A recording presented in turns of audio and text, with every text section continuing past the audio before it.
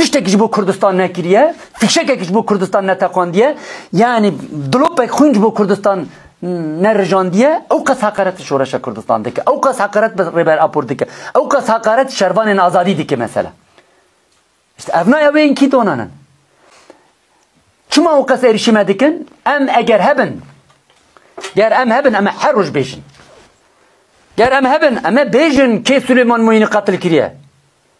Em bêjin kê ewara mela were qatil kiriye. Em bêjin kê Doktor Şivan qatil kiriye.